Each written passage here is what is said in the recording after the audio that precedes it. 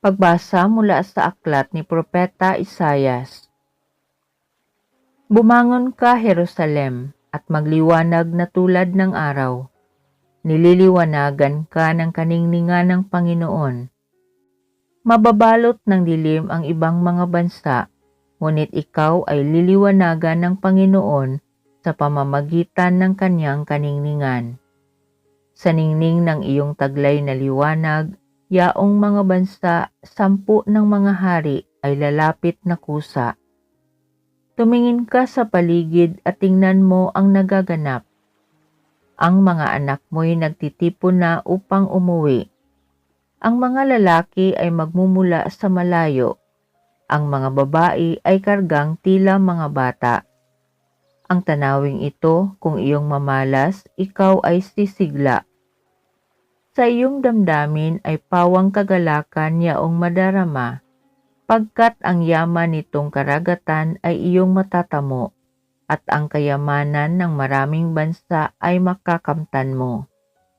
Maraming pangkat na nakasakay sa kamelyo ang darating mula sa Madian at Efa, at sa Seba na may darating silang may taglay na mga ginto at kamanyang. Ihahayag ng mga tao ang magandang balita tungkol sa ginawa ng Diyos. Ang salita ng Diyos. Poon, maglilingkod sa iyo tanang bansa nitong mundo. Turuan mo yaong haring humatol ng katuwiran. Sa taglay mong katarungan o Diyos, siya'y bahaginan, upang siya'y maging tapat mamahala sa iyong bayan, at pati sa mahihirap maging tapat siyang tunay. Poon, maglilingkod sa iyo tanang bansa nitong mundo. Yaong buhay na matuwid sa kanyang kapanahunan, madama ng bansa niya at umunlad habang buhay.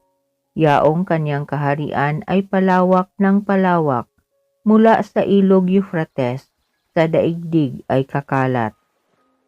Poon, maglilingkod sa iyo tanang bansa nitong mundo. Mga haring nasa pulo at naroon sa Espanya, maghahandog ng kaloob, ihahain din sa kanya. Pati yaong mga hari ng Arabia at Ethiopia, may mga kaloob ding taglay nilang alaala. Ang lahat ng mga hari gagalang sa harap niya, mga bansay magpupuri at maglilingkod sa tuwina. Poon, maglilingkod sa iyo tanang bansa nitong mundo. Kanya namang ililigtas ang sinumang tumatawag, lalo yaong nalimot ng mga taong mahihirap. Sa ganitong mga tao, siya'y lubhang nahahabag, sa kanila tumutulong upang sila ay maligtas. Poon, maglilingkod sa iyo tanang bansa nitong mundo. Pagbasa mula sa sulat ni Apostol San Pablo sa mga taga-Efeso. Mga kapatid, marahil naman nabalitaan na ninyong dahil sa kagandahang loob ng Diyos ay ipinagkatiwala niya sa akin ang tungkuling ito para sa inyong kapakinabangan. Ipinahayag sa akin ng Diyos ang kanyang lihim na panukala. Ang hiwagang ito'y hindi ipinaalam sa mga tao noong mga nakaraang panahon, ngunit inihayag ngayon ng Diyos sa pamamagitan ng Espiritu sa kanyang mga banal na apostol at mga propeta. At ito ang lihim. Sa pamamagitan ng mabuting balita, ang mga hintil, tulad din ng mga Hudyo, ay may bahagi sa mga pagpapalang mula sa Diyos.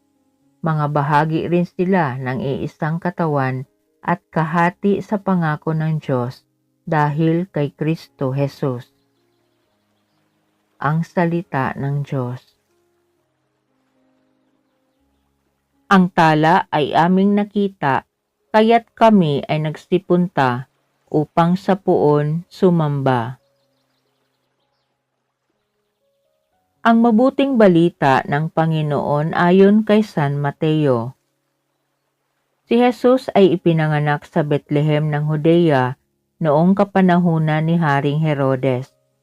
Dumating naman sa Jerusalem ang ilang pantas mula sa silangan at nagtanong-tanong doon, "Nasaan ang ipinanganak na hari ng mga Hudyo?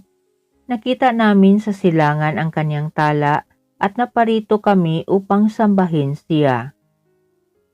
Nang mabalitaan ito ni Haring Herodes, siya'y naligalig, gayon din ang buong Jerusalem. Kaya tinipon niya ang lahat ng punong saserdote at mga eskriba sa Israel at itinanong sa kanila kung saan ipinanganak ang Mesiyas. "Sa Bethlehem po ng Judea," tugon nila. "Ganito ang sinulat ng propeta, At ikaw, Bethlehem, sa lupain ng Huda ay hindi nga huli sa mga pangunahing bayan ng Huda, sapagkat sa iyo lilitaw ang isang pinuno na mamamahala sa aking bayang Israel." Nang mabatid ito, lihim na ipinatawag ni Herodes ang mga pantas at itinanong kung kailan lumitaw ang mga tala. At pinalakad niya sila patungong Bethlehem matapos pabilinan ng ganito, "Humayo kayo at inyong hanaping mabuti ang sanggol. Kapag inyong natagpuan, ibalita agad ninyo sa akin upang ako may makasamba sa kanya." At lumakad na nga ang mga pantas. Muli silang pinangunahan ng talang nakita nila sa silangan hanggang sa sumapit ito sa tapat ng kinaroroonan ng bata. Gayon na lamang ang galak ng mga pantas nang makita ang tala. Pagpasok sa bahay, nakita nila ang bata sa piling ng kanyang inang si Maria. Lumapit sila at nagpatirapa at sinamba ang bata. Binuksan nila ang kanilang mga sisidlan at inihandog sa kanya ang dala nilang ginto, kamanyang at mira. Nang sila'y pabalik na, sinabi sa kanila ng Diyos sa pamamagitan ng panaginip na huwag na silang babalik kay Herodes, kaya nag-iba na sila ng daan pauwi. Ang mabuting balita ng Panginoon. Panginoon, gabayan mo kaming iyong liwanag. Para sa simbahang Bagong Jerusalem, kung saan tinatawagan ng Panginoon ang lahat ng tao sa mundo, nawa siya'y manatiling maliwanag na tanda ng pag-ibig ng Diyos. Manalangin tayo. Para sa Santo Papa at lahat ng mga pinunong espiritual, naway ang kanilang mga turo at halimbawa ay maging parang mga talang na mamatnubay sa mga tao tungo kay Jesus. Manalangin tayo. Para sa ating mga misyonerong nagsisikap na maghatid ng liwanag ng Kristiyanong pananampalataya sa mga di nakakakilala rito, magtagumpay nawa sila sa pagpapalaganap ng mga pagpapahalaga ng Ebanghelyo sa kanilang kultura. Manalangin tayo. Para sa mga kasapi na mga basic ecclesial community at mga pamayanang karismatiko, nawa sila ay maging mga pampasigla sa ating mga parokya at sa bansa. Manalangin tayo. Para sa bawat isa sa ating naririto ngayon, naway sumunod tayo sa paggabay ng salita ng Diyos na ipinahahayag ng simbahan. Manalangin tayo. Para sa lahat ng mga migrante at mga napilitang magibang bayan dahil sa digmaan, naway ang kanilang karapatan sa edukasyon na lubhang kailangan sa ikabubuti ng daigdig ay maigalang at maipagkaloob ng lipunan. Manalangin tayo.